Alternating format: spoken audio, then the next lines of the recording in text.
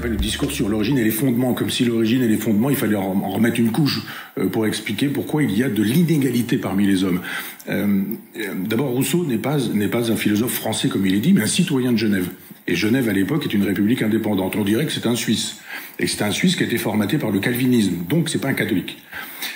Les catholiques nous disent qu'il y a un péché originel. On connaît l'histoire, la Genèse, la pomme, etc. Donc il y a un péché originel qui explique, c'est une métaphore, c'est une mythologie, mais elle explique bien une réalité qui est que les hommes ne sont pas bons. Les hommes ne sont pas naturellement bons. Ils sont naturellement méchants. Et il faut contenir la méchanceté. C'est ça. C'est ce que dit Freud, le dernier. Freud dit très exactement la même chose. Donc c'est une bombe qui explose. C'est une proposition de l'Académie de Dijon qui dit, voilà une petite proposition, faites-moi une dissertation. Tout le monde envoie des dissertations et vous êtes susceptible de gagner de l'argent.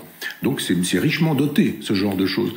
Et si vous voulez attirer l'attention du jury, vous avez plutôt intérêt à faire le malin, hein, et puis à avoir une copie qui sort un peu de l'ordinaire, quoi.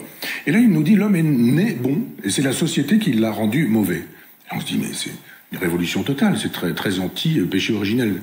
Et Rousseau nous dit, imaginons, c'est une hypothèse, l'homme dans l'état de nature.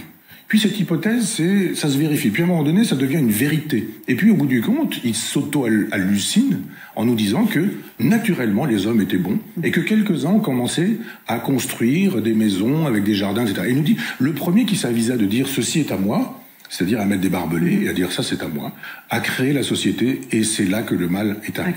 La propriété, c'est le mal. Mais Rousseau pourrait très bien dire, mais pourquoi certains ont construit des maisons et des potagers pendant que d'autres n'ont rien fait ? Parce que si vous avez besoin de barbelés, je ne dis pas comme ça, évidemment, il n'y a pas de barbelés à l'époque de Rousseau, hein, mais si vous avez besoin d'enclore votre propriété, c'est que le travail a rendu possible votre propriété, et que d'autres n'ont pas travaillé, et que ceux qui n'ont pas travaillé, ils ont envie de manger les légumes de votre jardin, et éventuellement d'habiter votre maison. Et Rousseau dit, bah voyez, c'est le début de la catastrophe, l'homme est bon, il est gentil, puis la société, c'est la propriété, ça. Moyennant quoi, supprimez la propriété, et vous retrouverez l'homme bon. Eh ben, on a Mélenchon, voilà. Taxez les ultra-riches, et puis vous aurez une bonté naturelle qui reviendra, etc. C'est une fiction. C'était une fiction faite pour plaire au jury de Dijon. C'était une fiction pour faire une copie, comme on en fait aujourd'hui à Normal Sup. Il faut briller. Donc vous dites que la nuit il fait jour, que le jour il fait nuit, que les grands sont des petits, que les petits sont des grands. Là, il est quand même brillant ce garçon, et donc on va lui donner agrégation. Et bien c'est un peu dans le même esprit qu'il nous fait une fiction, sauf que cette fiction est prise au sérieux par un garçon qui s'appelle Robespierre. Et que les Jacobins vont prendre ça au sérieux, et qu'ils voudront détruire la propriété pour restaurer un homme naturellement bon.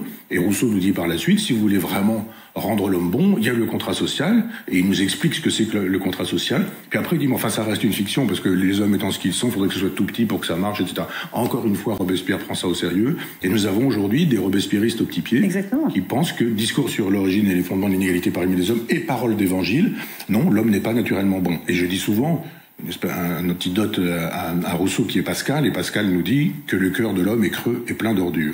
Ah mais oui, mais vous avez plein de petits jeunes qui sont complètement paumés, qui ne savent pas que derrière tout ça, il y a cette idée que l'homme serait naturellement bon et que si la société ne va pas bien, il faut juste réorganiser la société, enlever l'argent et la propriété des gens qui possèdent l'argent et la propriété pour retrouver d'un seul coup naturellement les hommes. C'est ce qu'ont fait tous les dictateurs.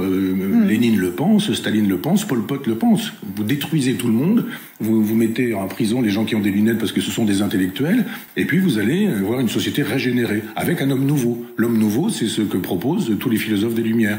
Comme par hasard, Marx va le proposer dans les manuscrits de 1844, et comme par hasard, les fascistes le voudront en réponse, en disant nous voulons un homme nouveau. Les nazis le voudront, et je ne voudrais pas faire une assimilation, mais vous avez aujourd'hui un certain nombre de gens qui pensent qu'il faut un homme créolisé, un homme nouveau, un homme, disait Madame Rousseau, qui n'a rien à voir avec Jean-Jacques, mais qui est Sandrine, et qui, elle, veut un homme déconstruit. La déconstruction de l'homme, elle procède de son lointain ancêtre, du moins par le nom, Jean-Jacques Rousseau. C'est un homme auquel on doit beaucoup des mauvaisetés de notre époque.